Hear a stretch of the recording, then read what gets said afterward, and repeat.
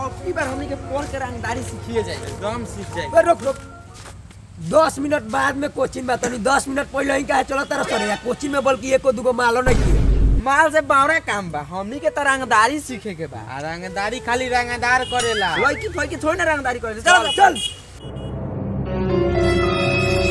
ये कोचिंग के गेट में ताला ए हमार बारवा कइले बार हारा हमनी के तो रंगदार होई सो, रंगदारी के पढ़ाइयो पढ़तनी सो, तो ई ताला हाला से हमनी के ओल काम बा। चलो सब फान के, चलो सब फानल जाओ। ओ मैयरे औसनारे सरवा हल गल बा। का भई रे? ये सर चोल गल बा। ओए का भई बारी? काहे सुसुक सुसुक के बड़ी देर से रोवत आई? पूछत का बार बार हो, या के देखो लोग। गुड़ी गुड़ी ठीक हुड़ी बाकी कुछो भइल बड़ी निमन भइल सर, ती शुरुए से तो दचियार बा। ये साथ चुनाव लोगनी अपने मेरे टोपे के मेरे टपा दनिया, हमरे टोपे के मेरे गाली गो माने वाला बहुत कहलक, सब छोड़ के उतार छाबी।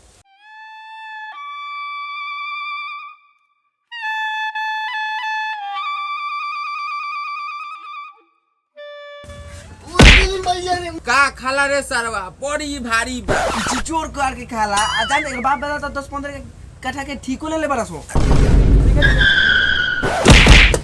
सर ड्राइवर हम कामना खरवा से बुक करनी ए सर के तब ब्रेको नहीं खे मारे आओ तब लग तक गिरा के हमार गार फूट ले दो। अयो सर तू सारा भाई तो गिरा के गार फाड़ दे लखनी। ड्राइवर ते जो रिजर्व मार आओ मन रखनी मैडम बारी उनका के उनका नहियर छोड़ दिए आ उनका बेटी के हो लइकवा के साथे भगा दिए, ठीक बा? जो सर हम तो हमार मुंह फोड़ ले लिए सर। अरे सरवा हम तो चाबी अपना घर ही छोड़ देनी। का करी सर मेहरारू गार में बांस को देले भाई से सरवा एकदम जिंदगी नरक बना देले भाई सर। का करी हानिए के चल जाता बाप रे बाप। ई सर गिरत गिरत हमार गार फाट गल बा सर, चप्पलो हार रह गल। अब सर चप्पल हम केंगो निकाल सर कामना के मुंह देख ले, सुकेसरा के मुंह देख ले। कबो चीट कबो पट सैया मारे सटा सट, कबो चीट कबो पट।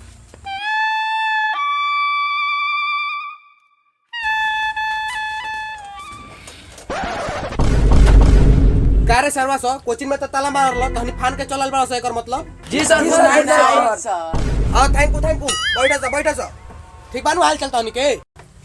ए सर जी जाता निमाल पटावे के टाइम हो गइल बा, आओ तनी रोज झांट के बेरा।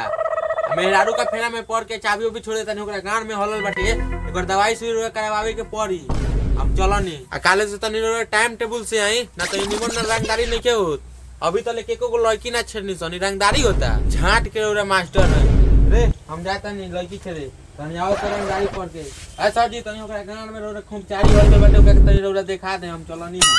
अरे सरवा सो उ तगाल माल पटावे तहनी में से माल पटावे यार कि तहनी के हम सिखाई ना माल पटावे के ट्रिक है अपना मेहरारू से रोज रात के हम सीखे नहीं तहनियों के सिखावे नहीं हुए बता सिखवा सका ना सर जी रउवा ट्रिक बताई, रउवे ट्रिक से तो हम 2-4 गो पटोइले बानी। वाह भाई वाह। अरे आशीर्वाद दी सोची। अरे आशीर्वाद लो ना भाई, लो आशीर्वाद लो। बाप रे बाप का हमरा कोचिंग के नाम रोशन कर देले बा लोगन। अरे हमर पढ़ावल लिखावल लइका त कतना लड़की लेके भाग गइलन स, कतना भागा के बियाह करेलन स।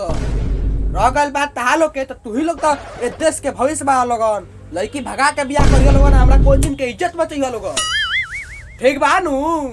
हां सर जी। हां तो का सिखबा लोगन आज लड़की पटावे के ट्रिक जी के आँख मावल जाला ई।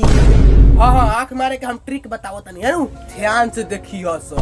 हाँ सर जी हम तो आँख मारे के जानो तानी, लेकिन ओरिजिनल प्यार वाली आँख मारे के सिखाई। अरे हम तोहनी तीनों के आँख मारे के सिखा दे, लेकिन ये बताओ सो हेकरा 3 गो माल बा, लेकिन तोहनी दोनों के माल बा कि ना ये पहले बताओ सो हमरा।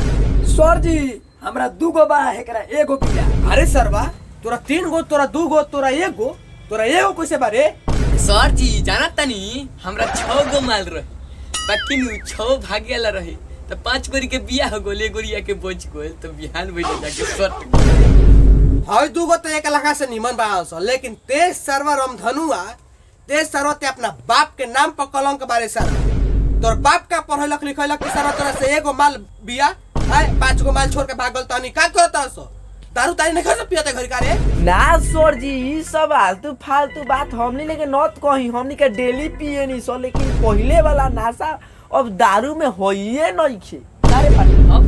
ठीक कहता रे, ई बात रो रिश्वत बहुत बढ़िया कहली हस। हमहू काल सुकेसरा के नाती भी दारू जाके पियनी 1000 के पियनी, लेकिन सरवा ऊ माजा नइखे पहिले के दारू में माजा नइखे, तनको माजा नइखे साहब। चलो हम तहनी के आंख मारे के सिखावत है, लेकिन तहनी वो से पहले ही बताओ सो कि तहनी के बाप का करेलो।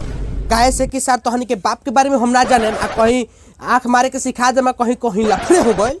आए बताओ सो कहीं के केस फौजदारी हो गए, आ तहनी के बाप कहीं ना छोड़ा पाई तब तो सरवा हमरा कोचिंग के नाम हंसवा दे बस तहनी, आ गार में बास हुई हमरा उल्टा जौन अलग बा। सर जी ई बात तो रुआ ठीक कहतानी, बाकी रुआ अन्हारा में पक्का दुगला चोद लागत है। चौकी मत सही कहतानी, चली अन्हारा में ऐसे अजूरा में पढ़ाई। ठीक कहता रे, ठीक कहता है। ले चल ले जाओ जाना। चल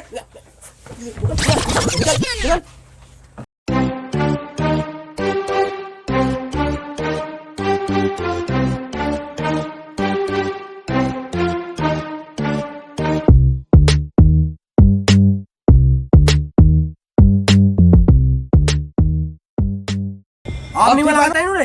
हाँ सर जी रुआ एकदम सुअर लागतानी। सुनो ना लागत है साले, मुंह में लाठी पेल ले साले कहल। बात सर जी रुआ के सुनर नु कहनी है, सुनर लागतानी। सुनर कर लिया। हाँ चल खड़ा हो, पहले ही बताओ कि तो बाबू का करेला। ए सर जी यहाँ बाबू स्टेशन पर चाना बेचेले। आई देखो सारा तोर चाना बेचलन, तोर बाप अति सरबती चलल बड़े जबा एथी करे खाई। ए सर रंगदारी से तोरे को तोर फेल के होई। ए सर जी हमरा के हल्का में मत ली, हमार बाबूजी के एगो नेताजी रेगुलर के कस्टमर बने। जानता नहीं सर जी, हमार जेल हुई तो फटे देना छोड़ा ली है विधायक जी, बुझ गए नहीं। वाह भाई वाह।